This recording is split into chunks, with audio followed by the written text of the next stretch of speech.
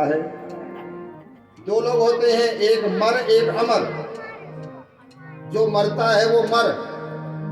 हम लोग सब मरण धर्मा हैं, इसलिए हम कहाँ रहते हैं? मृत्यु लोक में। मृत्यु लोक का मतलब जहां मरते हैं वो मृत्यु लोक। आया है सो जाएगा राजा रंक फकीर, कोई सिंहासन चल पड़ा कोई बधा जंजीर। ये मृत्यु लोक है, मरने वाले। अमर कौन है? मात्र भगवान। भगवान अमर है, भगवान का नाम अमर है, भगवान की कथा अमर है। देखो, शरीर से भगवान नहीं है हमारे पास, लेकिन नाम से हैं, कथा से हैं, है ना, क्योंकि वो अमर है। तो ऐसे ही हम नाम से अमर हो जाएं तो समझना हम अमर हो गए। तो भगवान जानते थे बिना साधना के ये अमर नहीं हो सकता है, इसलिए भगवान ने साधना कराई हमारे लिए। तुम भी साधना करो, तुम भी अमर हो जाओगे, तुम्हारा भी नाम होगा दुनिया में। इसलिए पहले लोग कहते थे ना, नाम हो बदनाम हो लेकिन गुमनाम न हो। हाँ, लेकिन हम तो कहते हैं भैया नाम हो बदनाम भी ना हो। गुमनाम तो होना ही नहीं चाहिए, लेकिन नाम होना चाहिए। ऐसा कुछ करो। तो नंदीश्वर भगवान के सामने भगवान से प्रकट होते हैं। 5 कलश जल से भगवान ने नंदी का अभिषेक किया और इनसे 5 नदों का जन्म हुआ। नद क्या होते हैं भाई? नद पता है? स्त्री और पुरुष का जोड़ा हर जगह होता है। लता पतादी में भी होता है, वृक्ष में भी होता है, फलों में भी होता है। सुना है आपने? बिना मेल फीमेल के कुछ नहीं होता, सृष्टि नहीं हो सकती। पपीता देखा आपने? उसमें भी 2 होते हैं, एक पपीता एक पपीती। सुना है ना? नहीं सुना? सुना? पपीता फीका होता है, पपीती मीठी होती है। तो पपीता होता है ना, तो एक फीका होता है एक मीठा होता है। ये जो पपीती है वो फीमेल है, पपीता मेल है, इसलिए वो मीठी है वो फीका है। तो हर चीज में मेल फीमेल होता है। तो नदियों में भी मेल फीमेल है।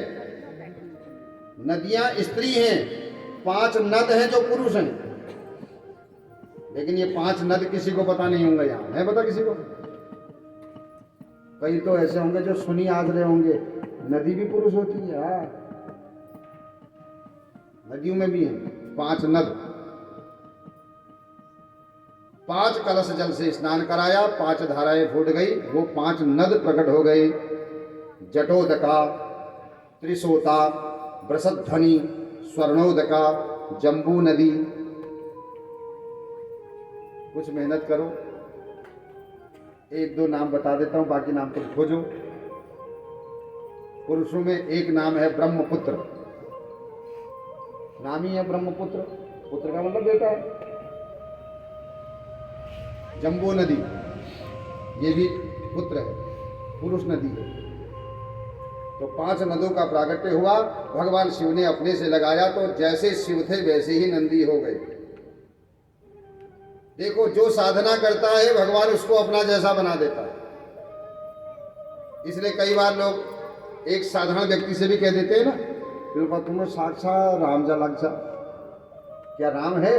नहीं, लगता है, क्योंकि राम जैसा काम कर रहा है, इसलिए राम जैसा स्वरूप कभी कभी उसके अंदर दिखता है। कई बार लोग कहते हैं आप तो कृष्ण जैसे लगते हैं, भगवान अपना स्वरूप देते हैं। तो तुम थोड़ी देर के लिए किसी किसी को ये झांकियां दिखती है, स्वरूप दिखाई देता है।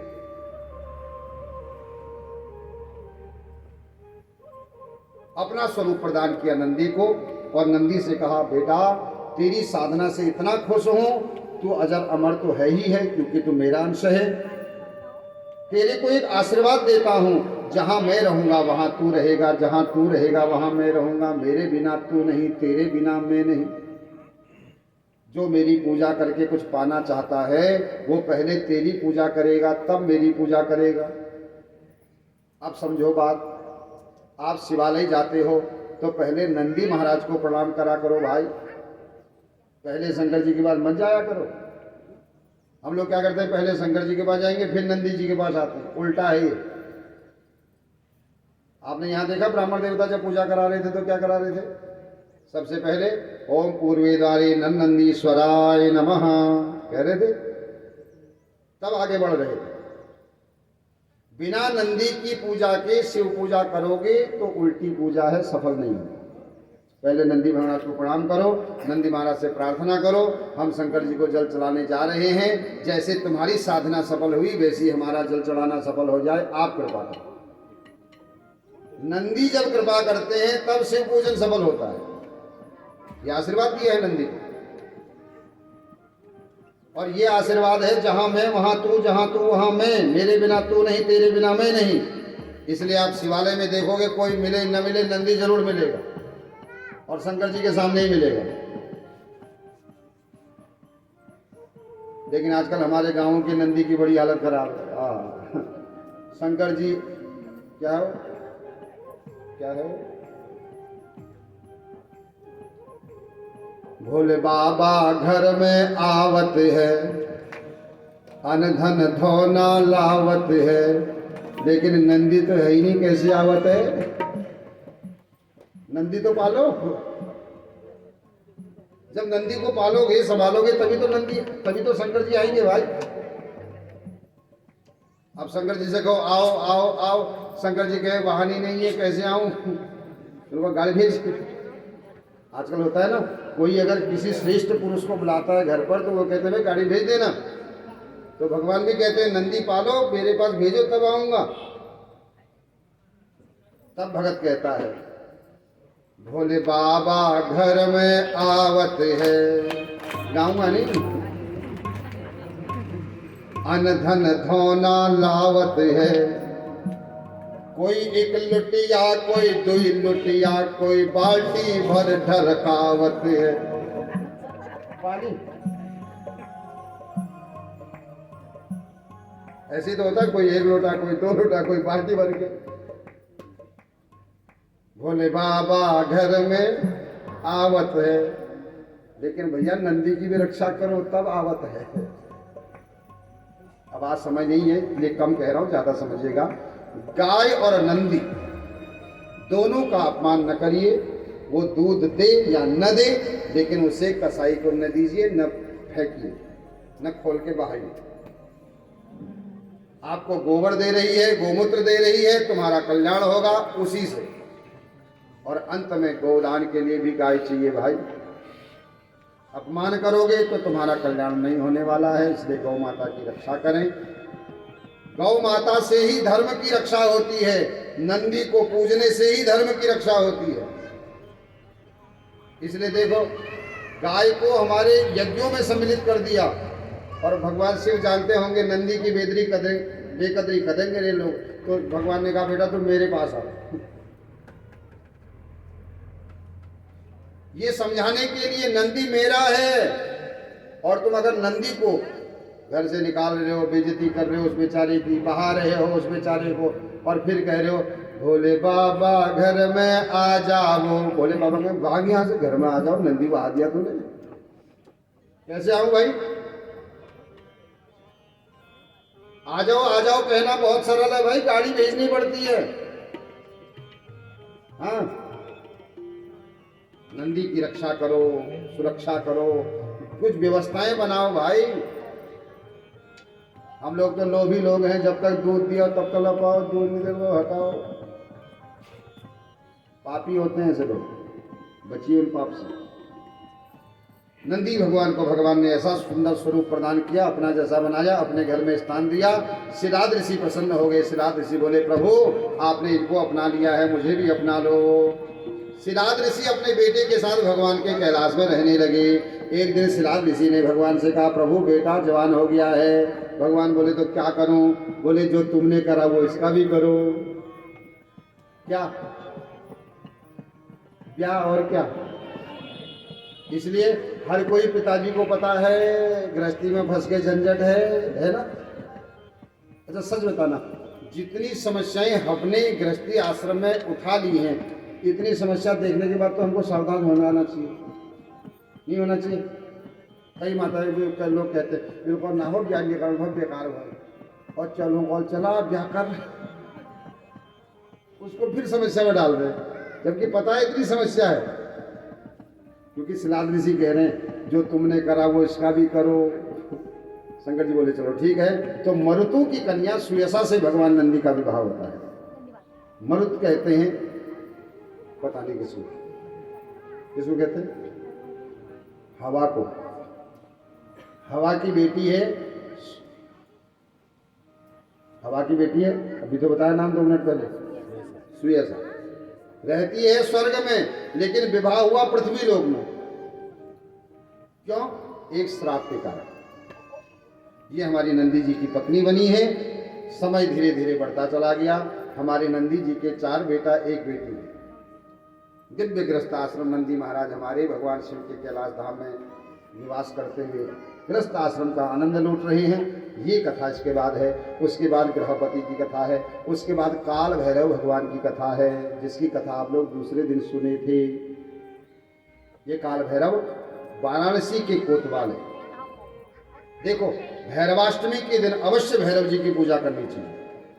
जो भैरवाष्टमी को भैरव जी के पाठ कराता है, हवन कराता है, खिचड़ी का भोग लगवाता है, रात्रि जागरण करता है, उसको कोई भी तंत्र मंत्र परेशान नहीं करता। तुम्हारे लिए कोई कुछ करके भेजे, कोई असर नहीं करेगा। क्यों? क्योंकि तंत्र मंत्र के अधिष्ठात्री देवता ही भैरव जी है। इसलिए लोग कहते हैं ना, कई लोग हम भैरव पर ठहलो, तुम भैरव पर पहले मन लियो। 8 रुपए भैरव जी के, अष्ट भैरव है। भैरव जी की पूजा करनी चाहिए। भैरव जी महाराज हमें सब अला बलाओं से, टोटा टटकी से बचाते हैं। एक बात बताऊं, हर किसी के लिए जादू टोना होता है। कोई आदमी ये ना सोचे ये चीजें नहीं होती हैं। मैं ये बात क्यों कह रहा हूं पता है? होती हैं क्योंकि हमारे कृष्ण भगवान के लिए भी जादू करके भेजा गया था बनारस से। बनारस के राजा ने भेजा था, काशी राज ने। वो तो सुदर्शन ने बचाया था कृष्ण को उस समय। और बाद में कृष्ण भगवान को जब क्रोध आया तो उनने पूरा काशी को ही भस्म कर दिया। तब फिर भगवान ने अपनी त्रिशूल में काशी नगरी का निर्माण किया। इसलिए तंत्र मंत्र से भी बचना चाहिए, हाय से भी बचना चाहिए, नजर से भी बचना चाहिए। लेकिन इससे सरल उपाय है बचने का, आप भैरव जी की उपासना करें। लेकिन भैरव जी की उपासना कर लो साल में एक बार। भैरवाष्टमी के दिन भैरव जी को पूजें, मंत्र जाप करें। क्योंकि बहुत ज़्यादा भी करने से नुकसान भी है। क्योंकि इसका तरीका है किसी सदगुरु के सहयोग से ये होना चाहिए। क्योंकि भैरव देवता थोड़ा सा क्रूर देवता भी है, बहुत जल्दी अग्रेसिव होते हैं। तो इनकी पूजा करें, पाठ करें, हवन करावें, खिचड़ी का भंडारा करें। ये कथा यहाँ पर है। उसके बाद नरकों की कथा है। अब हम लोग तो भैया भगवान के भगत लोग हैं, कथा सुनने वाले हैं, नाम लेने वाले हैं। नरक तो हम जाने वाले हैं नहीं। जाएंगे? नहीं जाएंगे ना। तो फिर हमारे बुजुर्ग कहते थे बिल्कुल चला जो बार जाननी पूछण के लिए रहो। तो जब नरक जाना ही नहीं है तो कथा क्यों सुने हम लोग वहाँ की? भाई जो जाए वो सुने। अच्छा कोई जाने वाला है तो बताओ भी सुनाओ, नहीं तो फिर आगे बढ़ो भाई। वैसी पूरी की खुशबू आ गई है सबके नाक में। टाइम भी हो गया। मैं तो इतनी तेजी से भगा रहा हूँ कथाएं, लेकिन सोच रहा हूँ पूरी भी हो मेरी कथा। फिर इसके बाद कंदकेश्वर की कथा है, फिर उसके बाद संन्यास धर्म की कथा है, फिर उसके बाद कथा है 12 ज्योतिर्लिंगों की। अच्छा नाम ले लूं कि कथा करूं? चलो पहले नाम तो ले ही लेता हूं। सौरास्ते सोमनाथम च श्रीशैले मल्लिकार्जुनम उज्जन्या महाकाल ओंकार ममलेश्वरम परल्यां वैद्यनाथं चौड़ाकन्यां भीमशंकरं सेतुबन्धेतुरामेशं नागेशं दारुकावने वाराणस्यां विश्वेशं त्र्यम्बकं गौतमी तटे हिमालये तु केदारं घुस्मेशं च शिवालये द्वादशेतानि नामानि प्रातरुत्थाय पठेत् सर्वपाप विनिर्मुक्तः सर्वसिद्धि फलं लभेत्। ये क्रम शिव पुराण का है, लेकिन जो हम लोग पाठ करते हैं वो अन्य क्रम है, जिसमें कहा जाता है सप्त जन्म कृतम पापम स्मरणेन विनश्यति। लेकिन शिव महापुराण का ये श्लोक है। 12 ज्योतिर्लिंग हैं भगवान के, दिव्य हैं, और इनकी कथा एक एक दिन में कहें तो 12 दिन चाहिए, और अपने राम के पास 12 मिनट भी नहीं है। तो अब जैसी होती है वैसी सुनो। पहला ज्योतिर्लिंग है सोमनाथ। नाम से ही आपको समझाते चलता हूँ। सो चंद्रमा का नाम है, नाथ उसके मालिक, जो चंद्रमा के मालिक हैं वो पहला ज्योतिर्लिंग है। चंद्रमा के निमित्त ही भगवान प्रकट हो गए। क्यों? क्योंकि चंद्रमा को चंद्रमा के ससुर जी ने श्राप दिया था तो क्षीण हो जा। क्यों दिया? क्योंकि दक्ष की 27 कन्याओं का विवाह चंद्रमा से, तो चंद्रमा रोहिणी से प्रेम करते थे, बाकी को इग्नोर करते थे। तो 26 कन्याओं ने जाके पिताजी से कहा जवाई बिगड़ गया, दीदी को तो चाहता है, हमारी ओर झांकता भी नहीं है। तो दक्ष ने एक बार समझाया, 2 बार समझाया, नहीं समझ में आया, तो तीसरी बार श्राप ही दे डाला। अरे जब तेरे को मैंने इतनी बेटियां दे रखी है तो सबको समान दृष्टि से देख, तू ऐसे कैसे देखता है? जा तू क्षीण हो जा। तो चंद्रमा महाराज क्षीण होने लगा, खत्म हो गया। तो चंद्रमा ने भगवान को क्षीण होते होते प्रार्थना करी तो भगवान प्रकट हो गए। भगवान से बोले प्रभु बचाओ। भगवान बोले क्या करो बता? बोले क्षीण होने से बचाओ। भगवान बोले जिसने श्राप दिया है वो भी पावरफुल है, इतना हल्का नहीं है वो। तो बोले चल एक काम कर सकता हूं, 15 दिन बढ़ेगा, 15 दिन घटेगा, और अमावस्या को खत्म हो जाएगा, उसका भी श्राप रह जाएगा। इसलिए आप देखते हो शुक्ल पक्ष में चंद्रमा बढ़ता है, कृष्ण पक्ष में घटता है, और अमावस्या के दिन चंद्रमा बिल्कुल ही खत्म हो जाता है। ये दक्ष का श्राप भी हो। भगवान ने दक्ष के श्राप की रक्षा भी करी, चंद्रमा का उद्धार भी किया, इसलिए पड़ गया सोमनाथ। दूसरे हैं, अच्छा सोमनाथ के दर्शन करने से, वहां चंद्रकुंड है, उसमें स्नान करने से सब दुख दूर हो जाते हैं, कुष्ठ रोग भी नष्ट हो जाता है, पाप से मुक्ति मिलती है, इसलिए सोमनाथ का दर्शन करना चाहिए। दूसरा है श्रीशैले मल्लिकार्जुनम, ये मैंने बता दिया आपको, भगवान स्कंद के लिए भगवान प्रकट हुए हैं। ये अभिष्ट सिद्धियों को देने वाला है, क्रौंच पर्वत पर। तीसरा है महाकाल, उज्जैन में भगवान अपने भक्त की रक्षा के लिए दूषण नामक राक्षस का वध करते हैं और वहीं प्रकट हो जाते हैं और महाकाल के नाम से विख्यात हो जाते हैं। बोलो महाकाल भगवान के। चौथा है ओंकारेश्वर, वहीं से 180 किलोमीटर आगे है इंदौर, इंदौर से फिर 80 किलोमीटर आगे विंध्यगिरी पर्वत पर है। पार्थिव लिंग की स्थापना से हुआ है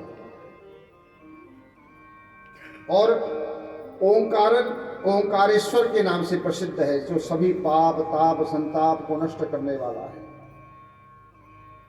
उसके बाद है पांचवा केदारेश्वर, इनको तो सभी जानते हैं आप लोग, हमारी पड़ोसी हैं। पांडवों के लिए भगवान प्रकट हुए थे भैंसे के रूप में, कथा तो बहुत दिन की लंबी है, लेकिन पांडव पहचान नहीं पा रहे थे, तो फिर बताया उनको कृष्ण भगवान ने वो इस रूप में होंगे, भैंसे के रूप में हैं।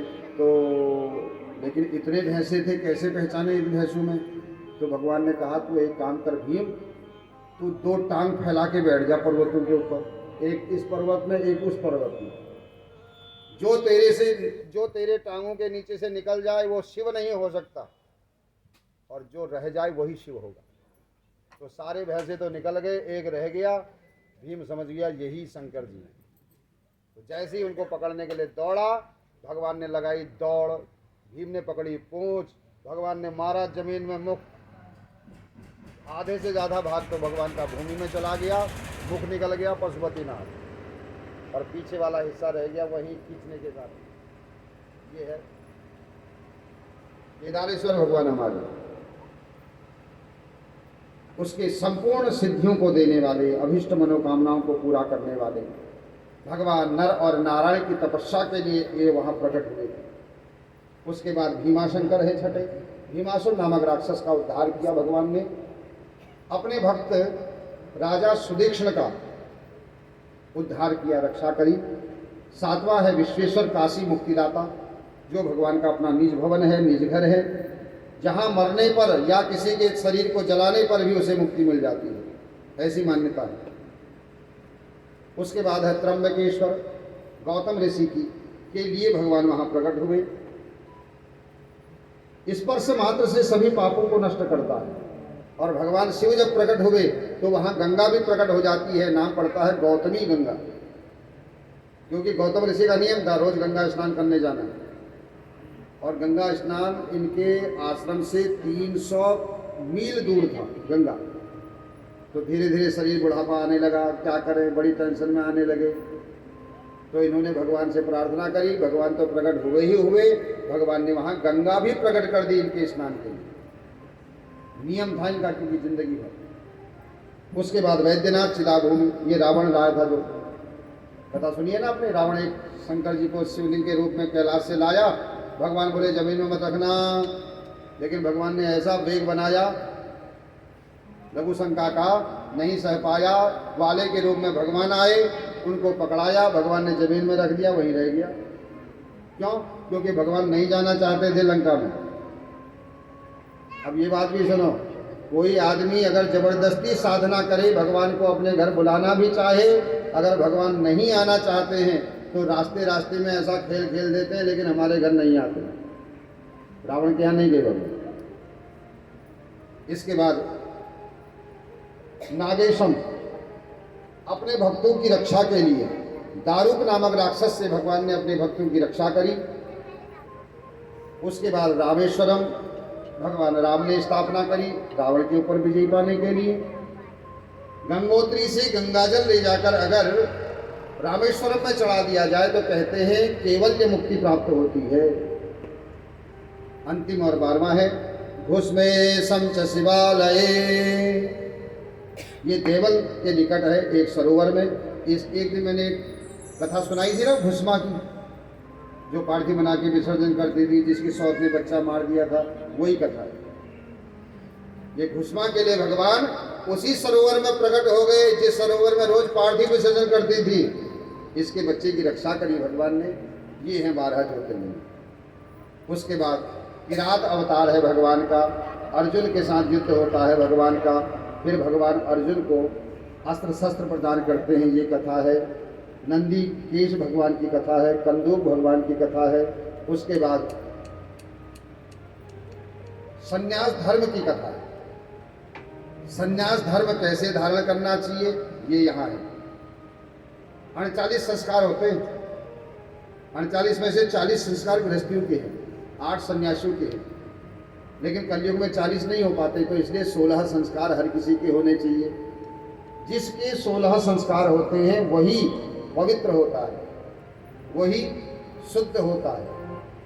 लेकिन आजकल के माँ बापों को नाम ही पता नहीं होंगे 16 क्या होते हैं। 16 संस्कार पहले आज कराई कौन रहा?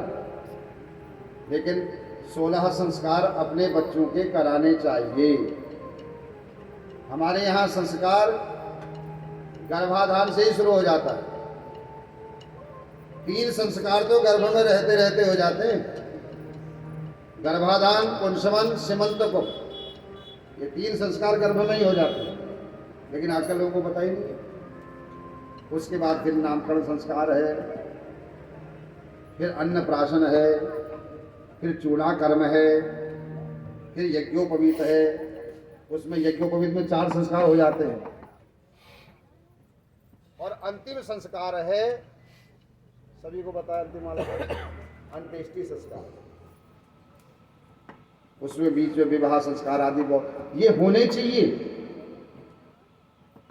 हर पिता हर माता का कर्तव्य है अपने बच्चों के 16 संस्कार करें, तब उन बच्चों में संस्कार आते हैं। अब आज का आदमी तो नामकरण संस्कार ढंग से नहीं करता है, हमारा यज्ञोपवीत संस्कार नहीं करता है, इसलिए बच्चों में संस्कार नहीं आते।